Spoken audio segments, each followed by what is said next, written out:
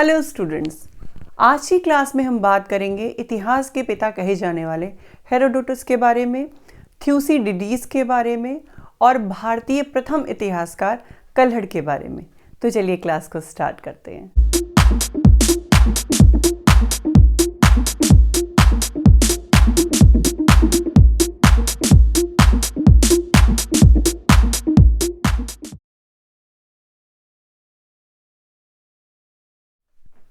तो चलिए बात कर लेते हैं हेरोडोटस के बारे में। हेरोडोटस को इतिहास का पिता किसने कहा था? तो एक रोमन ऑथर थे, उन्होंने कहा था, जिनका नाम था सिसेरो। ठीक है, सिसेरो ने हेरोडोटस को इतिहास का पिता कहा था। ठीक है, अब हेरोडोटस को इतिहास का पिता कहा क्यों जाता है? क्या इससे पहले इतिहास लेखन का कार्य नहीं हुआ था? और अगर हुआ था तो कैसे हुआ था? और हेरोडोटस में ऐसी क्या खास बात थी जिस के बाद हेरोडोटस को इतिहास का पिता कहा जाने लगा? तो पहले जो इतिहास लेखन का कार्य होता था वो बहुत ही शॉर्ट फॉर्म में होता था। शॉर्ट, जैसे आज हम इतिहास को पढ़ते हैं कि इतिहास में पहले कारण और उसके बाद घटना और उसके परिणाम, इस रूप में हम इतिहास को आज पढ़ते हैं। ठीक है, और सारी इंफॉर्मेशन हमें उस समय की पूरी प्राप्त होती है। हेरोडोटस ने जो लेखन की शुरुआत की थी वो इसी फॉर्म में की थी। उन्होंने जो अपनी बुक्स लिखी, द हिस्ट्रीज, पहले तो एक ही बुक थी, बाद में उसे डिवाइड किया गया था 9 पार्ट में। तो जो उन्होंने अपनी बुक द हिस्ट्रीज लिखी थी वो, उसमें उन्होंने ये पूरा बताया था कि जो ग्रीको पर्शियन वॉर्स हुए थे उनका मेनली क्या कारण था और कैसे कैसे घटनाएं हुई, उसके बाद फिर उसके परिणाम यानी कॉन्सिक्वेंसेस क्या हुए। तो इस फॉर्म में हेरोडोटस ने इतिहास को लिखा। पहले का जो इतिहास था वो लिस्टिंग फॉर्म में होता था। पहले लिस्ट कि ये घटना पर्टिकुलर इस दिन हुई या ये युद्ध इनके बीच और इनके बीच हुआ। ठीक है, तो ऐसे इतिहास को हेरोडोटस ने लोगोग्राफीज का नाम दिया है। ठीक है, तो मैं आपके लिए यहाँ पे लिख देती हूँ लोगोग्राफीज। ठीक है, जो लिस्टिंग फॉर्म में जो इतिहास लिखा जाता था उसको हेरोडोटस ने लोगोग्राफीज का नाम दिया है। ठीक है, ये क्वेश्चन हो सकता है आपसे पूछा जाए, तो आप इसको ध्यान रखिएगा। तो हेरोडोटस के बारे में थोड़ा सा जान लेते हैं, उनका लाइफ साइकिल के बारे में। उसके बाद फिर हम द हिस्ट्रीज पे आएंगे कि उन्होंने किसके बारे में लिखा है, क्या क्या चीज़ें हैं, वो सारी चीज़ें हम आगे की क्लास में देखेंगे। तो पहले अब इनकी जीवनी को पढ़ लेते हैं। तो हेरोडोटस का जो जन्म हुआ था वो 484 BC में हुआ था। BC यानी बिफोर क्राइस्ट, और इनकी मृत्यु 449 BC मानी जाती है। अब ये उल्टा क्यों है ये आप तब समझेंगे जब AD और BC का मैंने एक लेक्चर पोस्ट कर दिया है, तो उसमें आप जाके समझ सकते हैं कि AD और BC ये उल्टा ऐसे क्यों चल रहा है। ठीक है, अच्छा, और एक चीज़ और भी क्लियर कर देती हूँ कि हर बुक में आपको ये जो इनका डेट ऑफ बर्थ है और डेथ, ये हो सकता है 1-2 साल आगे पीछे मिले, तो उसमें घबराने की कोई ज़रूरत नहीं है, क्योंकि किसी को भी एग्जैक्ट नहीं पता है कि उनकी डेट ऑफ बर्थ और क्या थी। ठीक है, डेथ, तो इस वजह से बहुत ज़्यादा परेशान होने की ज़रूरत नहीं है। और वैसे भी एंशियंट हिस्ट्री में जो डेट्स हैं वो मोटा मोटा आपको आइडिया होना चाहिए। ठीक है, और इसके बाद जो सबसे ज़्यादा सन पूछे जाते हैं वो मेडिवल हिस्ट्री से पूछे जाते हैं। ठीक है, जो मध्यकालीन भारत है उससे, और उसके बाद जो मॉडर्न हिस्ट्री है, तो मॉडर्न हिस्ट्री में डेट वाइज, मंथ वाइज और सन पूरा हर चीज़ पूछता है। तो आप वहाँ पे ज़्यादा फोकस करिएगा, डेट्स के बारे में यहाँ पे बहुत ज़्यादा परेशान होने की ज़रूरत नहीं है। ठीक है, तो हेरोडोटस की बात कर रहे थे हम लोग। तो हेरोडोटस का जो जन्म हुआ है वो 484 BC के अराउंड माना जाता है। इनका जन्म हेलिकार्नेसिस एक जगह है, एशिया माइनर में पड़ती है, वहाँ पे हुआ था। ठीक है,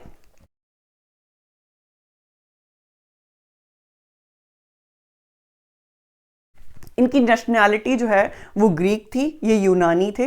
ठीक है, और इन्होंने द हिस्ट्रीज की रचना की थी। ठीक है, इन्होंने द हिस्ट्रीज बुक लिखी थी।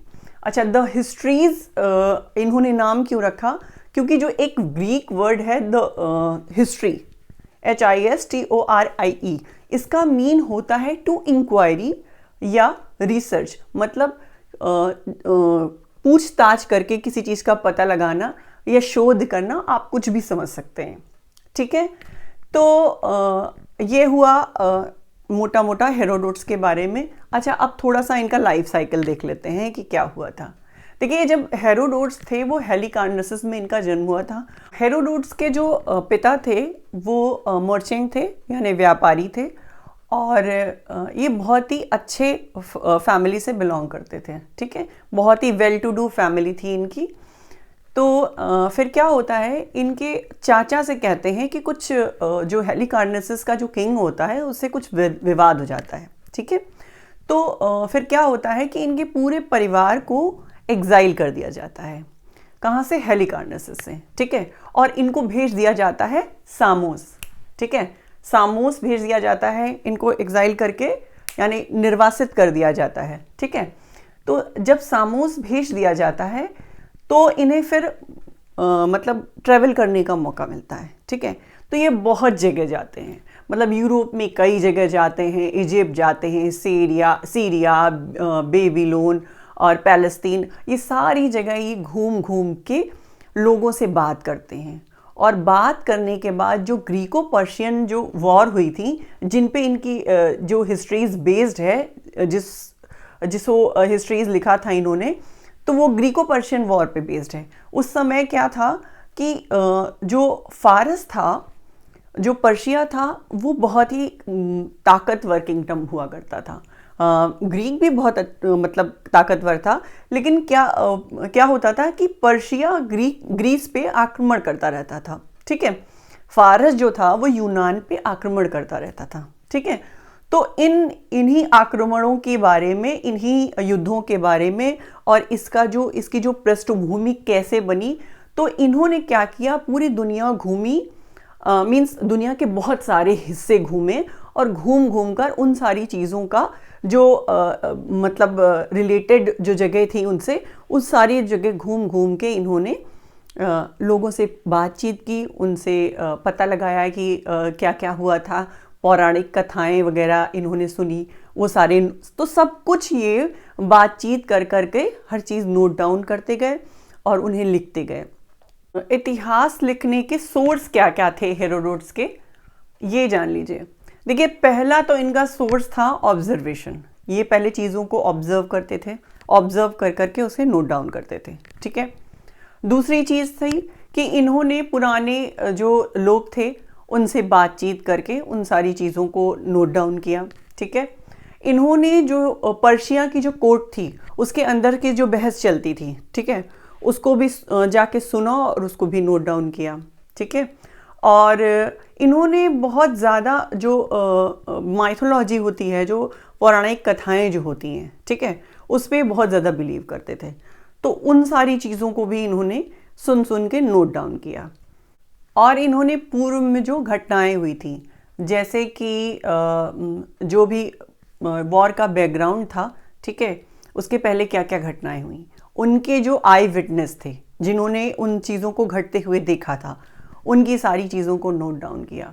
उसके बाद जो पुरानी ट्रेडिशन थे, ठीक है, वो ट्रेडिशन कैसे आए, उन सारी चीज़ों को, तो बहुत सारी चीज़ों को इन्होंने सब देख के, ऑब्जर्व करके, नोट डाउन करके इन्होंने बहुत बड़ी एक पुस्तक की रचना कर डाली। अच्छा, इन्होंने अपनी बुक में बहुत ही ऊट पटांग चीज़ें भी लिखी हैं, जैसे कि क्रोकोडाइल को कैसे पकड़ा जाए, ठीक है, इजिप्शियन उड़ने वाले जो सांप थे उनके बारे में सारी जानकारी दी है। तो बहुत सारी ऐसी चीज़ें हैं जो अनवांटेड थी, लेकिन इनके जो लिखने का लेकिन तरीका था वो फैक्ट और कहानी ये एकदम मिक्स था। मतलब आप पढ़ने में तो देखिए, जब कोई राइटर लिखता है तो उसका पहला मोटिव यही होता है कि पढ़ने में आदमी को बहुत मज़ा आए, पाठक को, जो पढ़ने वाला व्यक्ति है, जो उस स्टोरी को पढ़ रहा है, तो उसको बहुत मज़ा आए। तो वो इस काम में तो वो बिल्कुल सफल हुए। बहुत मज़ेदार कहानियाँ हिस्ट्रीज़ में आपको मिलती हैं। और इनकी जो हिस्ट्रीज है इस पे मूवी भी बनी है, एक 2006 में आई थी और एक 2014 में आई थी, 300 के नाम से थी। तो वो आप ज़रूर देखिएगा, वो बहुत ही ज़्यादा इनकी पूरी हिस्ट्री जो बुक है उस पे ही बेस्ड है और बहुत ही मज़ेदार वो मूवी है, तो आप उसको ज़रूर देखिएगा। तो आप बेहतर समझ पाएंगे कि इन्होंने हिस्ट्रीज़ में एक्चुअली क्या क्या लिखा है। ठीक है, देखिए जो हेरोडोट्स थे इनकी जो बुक है हिस्ट्रीज़, उसमें ये काफ़ी बायस्ड दिखाई देते हैं। ठीक है, जो एक हिस्टोरियन को नहीं होना चाहिए, क्योंकि इतना ज़्यादा इन्होंने जो फारस था, जो पर्शियन साम्राज्य है, इसको एकदम खूंखार, आक्रामक, राक्षस टाइप, डेविल टाइप दिखाया है अपनी बुक में। तो ये बहुत ज़्यादा बायस्ड नज़र आते हैं। ठीक है, और दूसरी बात ये है कि थोड़ा क्रोनोलॉजी का थोड़ा इनकी बुक में कमी दिखाई देती है।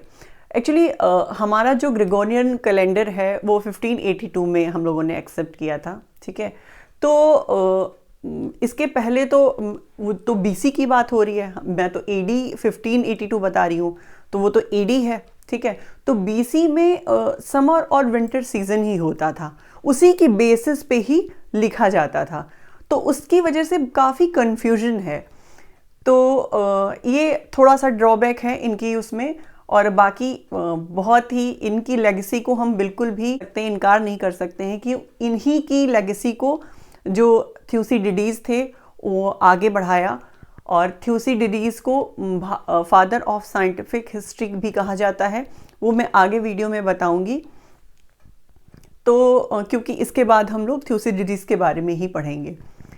तो ये सारी चीज़ें थी, और मैं थोड़ा सा बता देती हूँ कि ग्रीको पर्शियन वॉर के बारे में। ठीक है, तो ग्रीको पर्शियन वॉर में दो मेन जो बैटल्स हुए हैं, बैटल ऑफ थर्मोप्लाई और बैटल ऑफ सलामिस। ठीक है, तो ये दो मेन बैटल हुए हैं। ग्रीको पर्शियन वॉर्स थे वो 499 से लेके 449 बीसी तक हुए थे। ठीक है, तो ग्रीक और पर्शिया के बीच में बहुत सारे युद्ध हुए।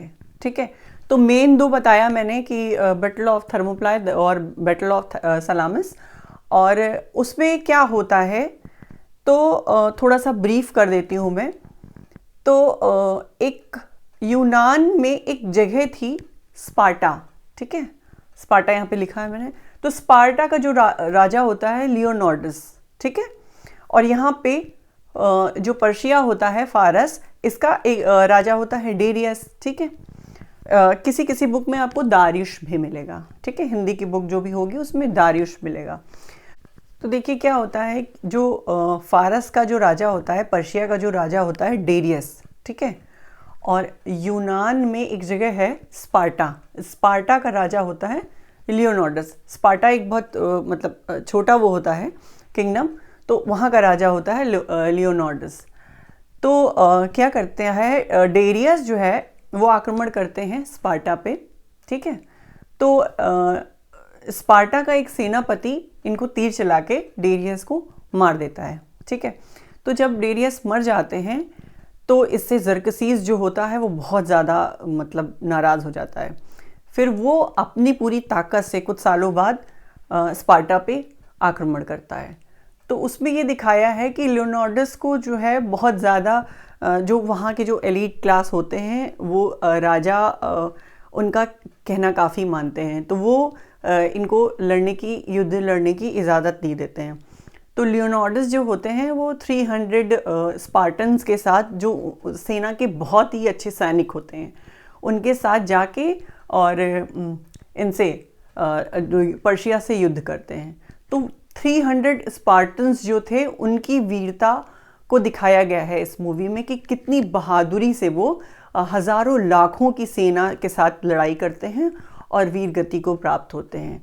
तो इसी कहानी के इर्द गिर्द जो हेरोडोटस है उसकी हिस्ट्रीज घूमती है।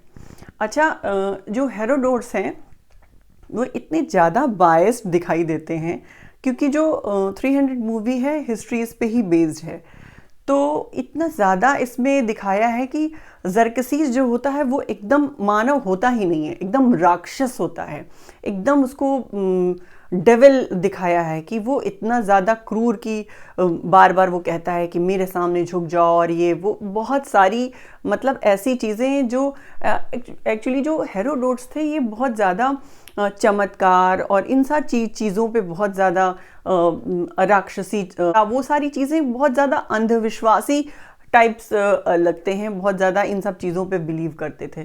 तो वही उनके हिस्ट्री राइटिंग में भी दिखता है। तो ये थी पूरी कहानी कि कैसे कैसे क्या क्या चीज़ें होती हैं। देखिए, हेरोडोट्स को जो है वो फादर ऑफ लाइज भी कहा जाता है।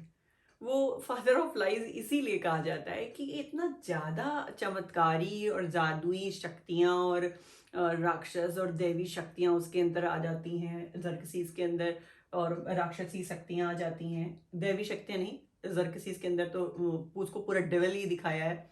तो इस तरह इन सब चीज़ों से ऐसा लगता है कि जैसे इन्होंने बहुत ज़्यादा चीज़ों को एग्जरेट किया है, कि मतलब कोई अगर स्पार्टन्स हालांकि बहुत ही ज़्यादा ब्रेव होते थे, लेकिन इन्होंने ऐसा दिखाया है कि मतलब 300 स्पार्टन्स लाखों की सेना और उसको मार डालते हैं। तो ये थोड़ा एक्स्ट्रा लगता है।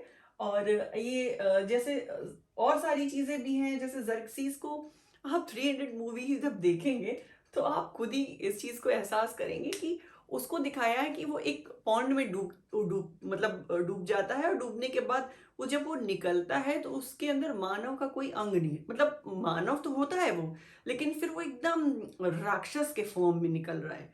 ऐसा दिखाया है कि एकदम उसके अंदर मानव का कोई अंग बचा ही नहीं, वो एकदम राक्षस हो चुका है।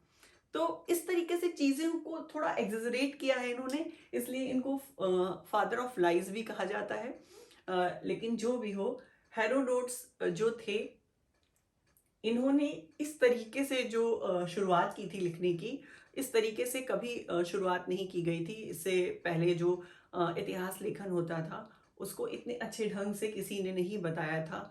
और बाद में जब ये पूरी दुनिया घूमते हैं, पूरी दुनिया घूमने के बाद जब ये अपने हेरोडोट्स जब यूनान वापस आते हैं तो उस समय क्या था, उस समय किसी तरीके का मनोरंजन का कोई साधन तो था नहीं। और हमारे भी दादा दादी वही बताते हैं कि ठंडियों में आग के किनारे सब लोग बैठ जाते थे और किस्से कहानियाँ एक दूसरे को सुनाते थे, एक दूसरे से पहेलियाँ पूछते थे।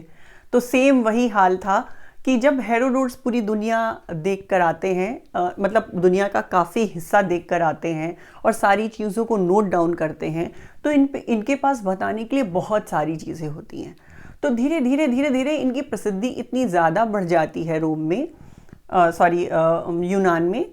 और ये एकदम बहुत ही विद्वान और बहुत ही सेलिब्रिटी टाइप्स जो है इनको ट्रीट किया जाता है। इनको उस समय बहुत बड़ा इनाम भी दिया गया था।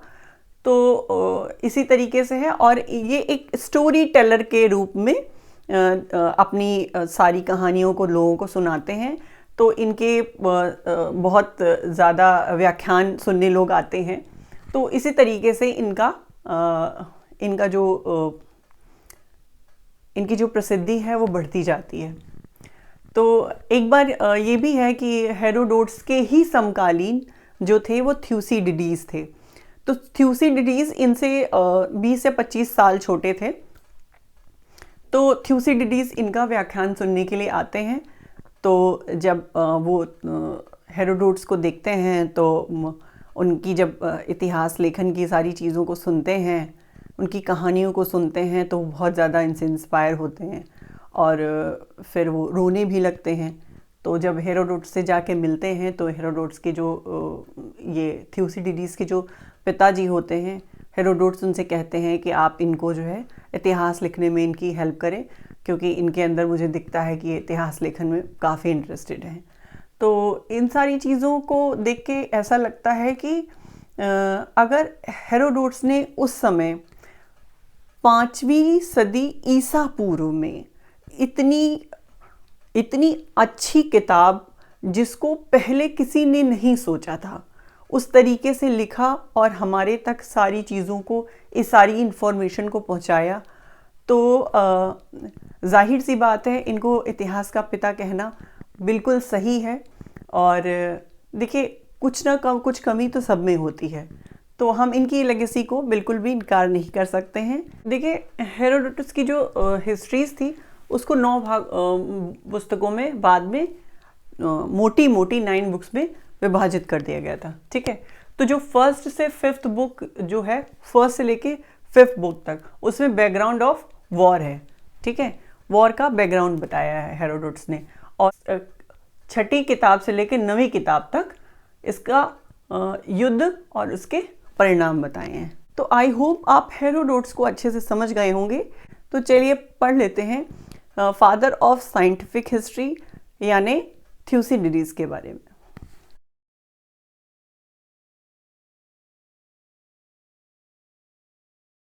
चलिए अब बात कर लेते हैं the father of scientific history कहे जाने वाले थ्यूसिडिडीज के बारे में। ठीक है, तो थ्यूसिडिडीज थे, उनका जन्म 460 BC में हुआ था। ठीक है, और इनकी मृत्यु कुछ कंफर्म नहीं है कि कब हुई थी। तो इन्होंने जो पेनिशियन वॉर्स हो रही थी एथेंस और स्पार्टा के बीच में,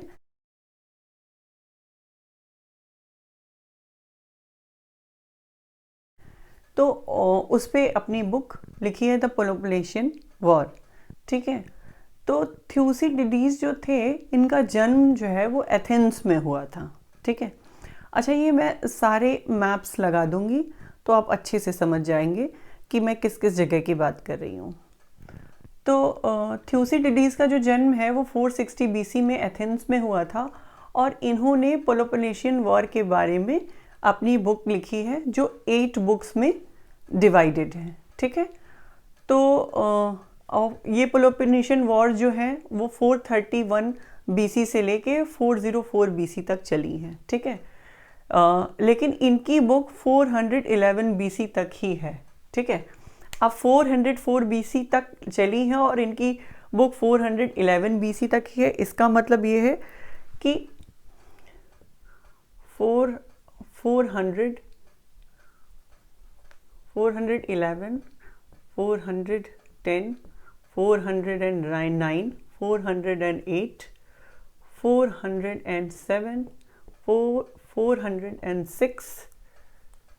406, 405, 404।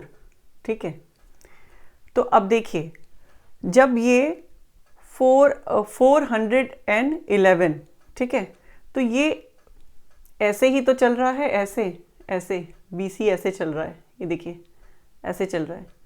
तो जब कोई व्यक्ति यहाँ पे लिखना बंद कर देगा, ठीक है, तो ये तो 404 BC तक कैसे लिखेगा फिर। तो देखिए, अब इसको ऐसे समझिए कि जब 411, ठीक है, 411 तक इनकी किताब है, ये बता रहे हैं ये। ठीक है, 411 BC तक इनकी किताब है 411। तो भैया जब BC जब ऐसे चलता है, उल्टा चलता है, 411 फिर कम हुआ, क्योंकि ये ईसा पूर्व है ना, तो 11 के बाद 10 आएगा, जैसे 9 साल पहले, फिर 8 साल पहले, फिर 7 साल पहले, फिर 6 साल पहले, फिर 5 साल पहले, फिर 4 साल पहले ईसा के जन्म के। ठीक है, तो वो ऐसे ऐसे पास आता है, पास आ रहा है ना ईसा के जन्म के। तो जब ये 411, तो जब ये 411 में ये जब किताब लिखना जब बंद कर देंगे, और वॉर हो रही हैं यहाँ तक, ठीक है, बहुत आगे तक हो रही हैं, 404 BC तक, तो इस वजह से इनकी बुक सिर्फ 411 BC तक ही है, जो पेलोपोनेशियन वॉर्स की। तो ये जो बुक का जो अंत है, जो वॉर का जो अंत है वो नहीं देख पाए थे। ठीक है, तो इस चीज़ को आप ऐसे समझ सकते हैं। तो ये तो आप जान गए। अब इनके थोड़ा जीवन काल के बारे में कि क्या क्या था वो जीवनी पढ़ लेते हैं। ठीक है, तो थ्यूसिडिडीज का जो जन्म है वो एथेंस में हुआ था। ठीक है, और जब इनका जन्म हुआ एथेंस में, तो ये बहुत ही अच्छे परिवार से बिलोंग करते थे। इनके जो फादर थे वो ये बताते हैं अपनी बुक में कि ये गोल्ड माइन के मालिक थे। ठीक है, सोने की खदानें थी इनके यहाँ, और ये बहुत ही वेल टू डू फैमिली से थे एक्चुअली। तो फिर क्या होता है, इनको ना 424 में एज ए मिलिट्री जनरल एक वॉर के लिए भेजा जाता है, ठीक है। तो जब इन्हें वॉर के लिए भेजा जाता है तो ये उस युद्ध में हार जाते हैं, ठीक है। तो जब ये उस युद्ध में हार जाते हैं तो इनको ना एग्जाइल कर दिया जाता है। अब देखिए कोइंसिडेंस देखिए कि हेरोडोटस को भी एग्जाइल कर दिया गया तो उन्होंने इतिहास रच दिया, इन्हें भी एग्जाइल कर दिया गया तो इन्होंने इतिहास रच दिया, ठीक है। तो ऐसा नहीं है कि एग्जाइल कर दिया गया तभी इतिहास रचा, ठीक है। तो अपनी अपनी इंटरेस्ट भी होती है। तो जब इनको एग्जाइल कर दिया जाता है तो फिर ये जाते हैं और फिर 20 सालों तक ये सिर्फ इतिहास लेखन का ही काम करते हैं, ठीक है। तो इनकी बुक के बारे में बता ही दिया है कि जो पेलोपोनेशियन वॉर पे पूरी बेस्ड हैं, 8 बुक्स हैं। एथेंस और स्पार्टा के बीच में जो भी हुई हैं वॉर्स, उनके बारे में सारी जानकारी देते हैं। अच्छा, इनको फादर ऑफ साइंटिफिक हिस्ट्री क्यों कहा जाता है?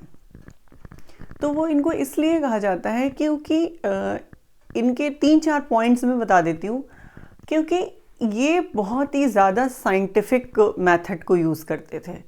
जैसे हेरोडोटस ने जो लिखा है, उन्हें बहुत ही चीज़ों को मतलब बहुत ज़्यादा चमत्कार वगैरह, बहुत सारी चीज़ें हैं कि मतलब राक्षसी देवी और बहुत सारी जो ऐसी चीज़ें हैं उन पे ये बिलीव ज़्यादा करते थे हेरोडोटस।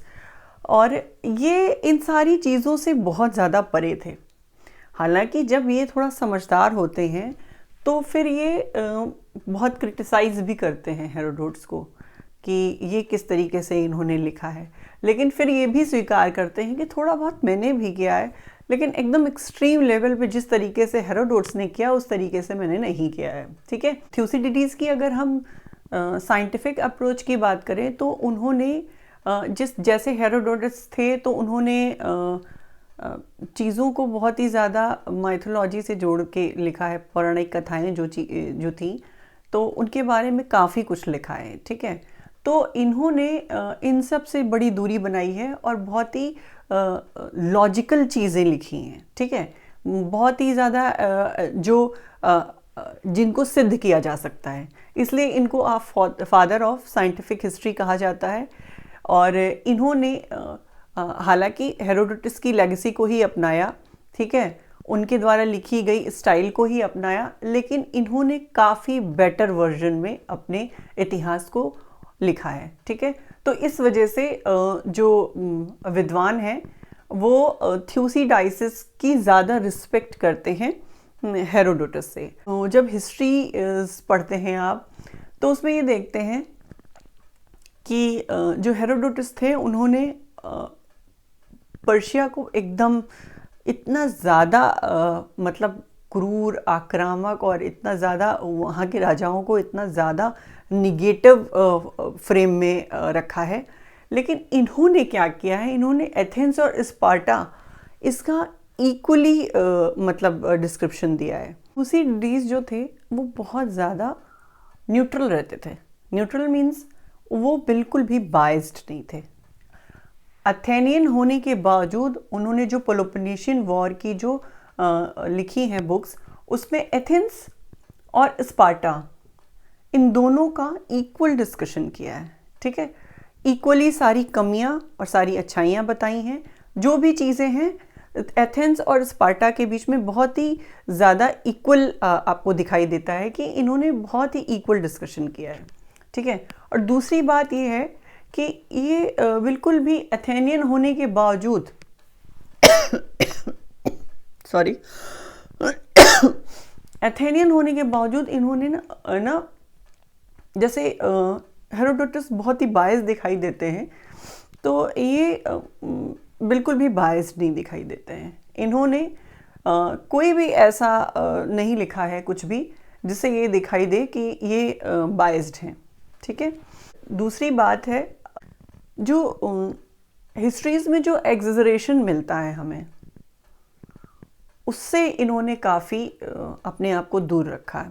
एग्जेजरेशन कैसे?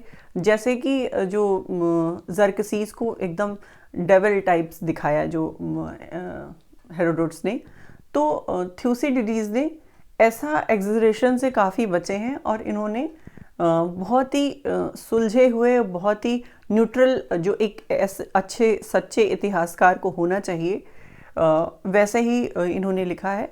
और किसी भी चीज़ों को अथेनियन होने के बावजूद इन्होंने एथेंस को बहुत ज़्यादा मतलब अपर नहीं पहुंचाया, जैसे अपर लेवल पे आदमी पहुंचा देता है कि तारीफ़ें कर करके, उस तरीके से।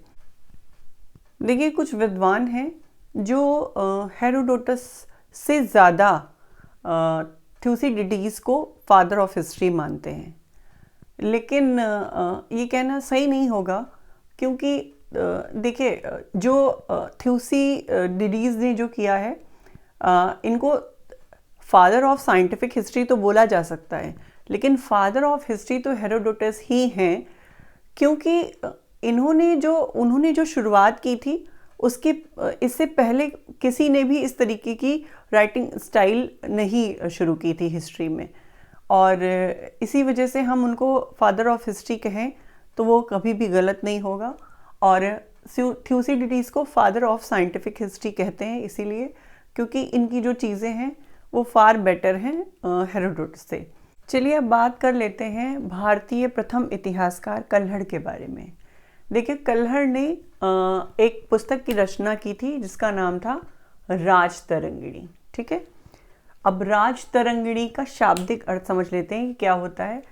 राजतरंगिणी का मतलब होता है राजाओं की नदी, यानी राजाओं की सरिता या राजाओं का समय प्रवाह। ठीक है, या राजाओं की सरिता, राजाओं की सरिता। ठीक है, तो इसलिए इन्होंने अपनी पुस्तक को 8 तरंगों में बांटा है। ठीक है, यानी तरंग मतलब अध्याय। ठीक है, इसमें 7826 श्लोक हैं। ये पुस्तक पूरी तरीके से संस्कृत भाषा में लिखी गई थी। ठीक है, बाद में उसका अनुवाद भी हुआ, तो वो आगे चल के हम बताएंगे। और इनका जो रचना वर्ष था वो 1148 से लेके 1150 ईस्वी तक था। मतलब 1148 ईस्वी में इन्होंने लिखना शुरू किया और 2 साल के अंदर इन्होंने इस रचना को पूरा कर दिया। ठीक है, और इनकी रचना जो है, जो राजतरंगिणी है, वो कब से कब तक का इतिहास हमें बताती है।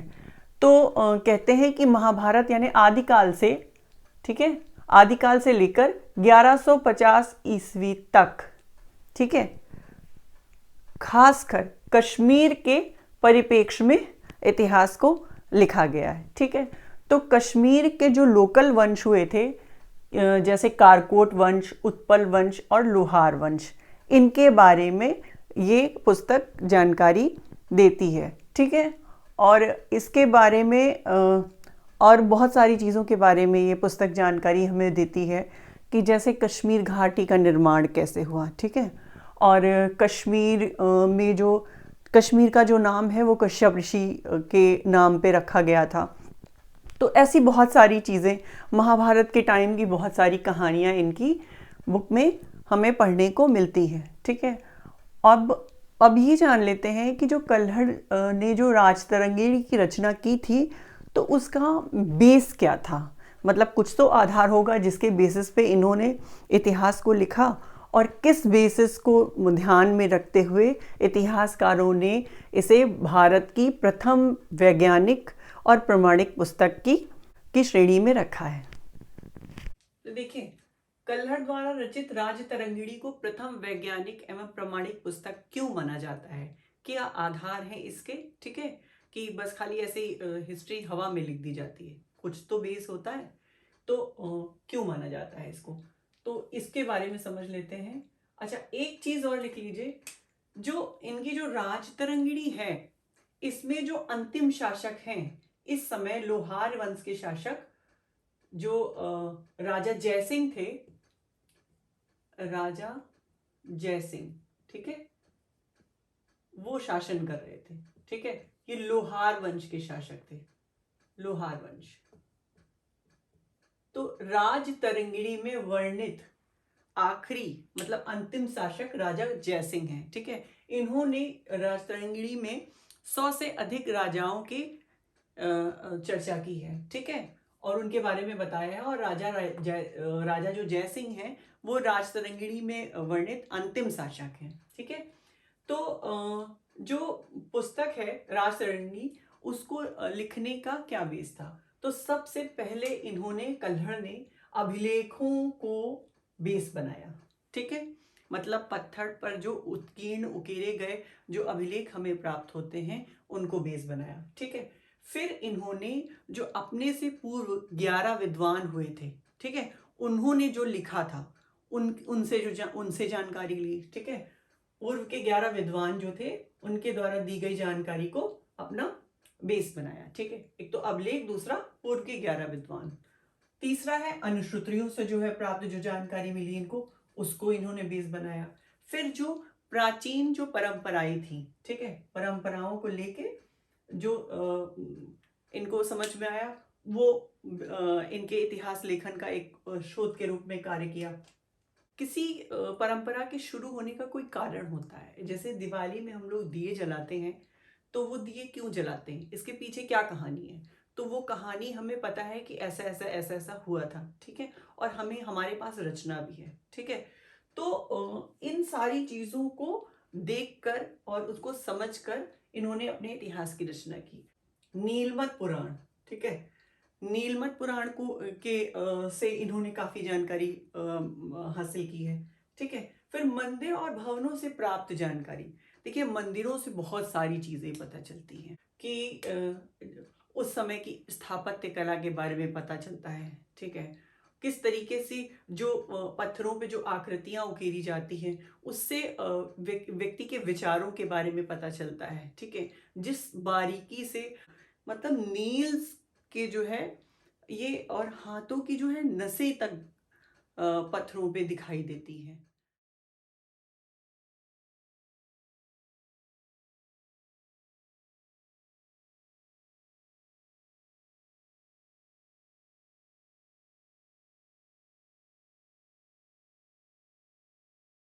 बहुत सारी जानकारी मंदिरों और भवनों से हमें प्राप्त होती है। जैसे उस समय की स्थापत्य कला की चीजें पता चलती हैं। उस समय कौन सी किस देवता की पूजा की जा रही थी, या अगर जैसे कोई चित्रकारी वगैरह है, ठीक है, तो चित्रकारी वगैरह के से पता चलता है कि किस तरीके का वस्त्र आभूषण लोग पहनते थे। तो ये सारी चीजें हैं। मुद्राएं एवं सिक्के, तो देखिए मुद्रा और सिक्कों से भी बहुत पता चलता है कि किस समय कौन सा राजा था। ठीक है, उसका नाम अगर है, जैसे हमारे नोटों पे जो हमारे रिजर्व बैंक के गवर्नर हैं उनका नाम लिखा रहता है।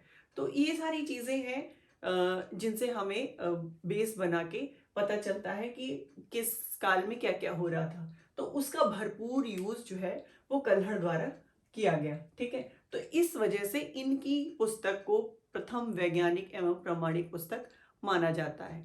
तो आई होप आपको आज की ये क्लास अच्छे से समझ में आई होगी और आप अच्छे से पढ़ाई कर रहे होंगे। तो जुड़े रहिए ज्ञान के इस सफर में।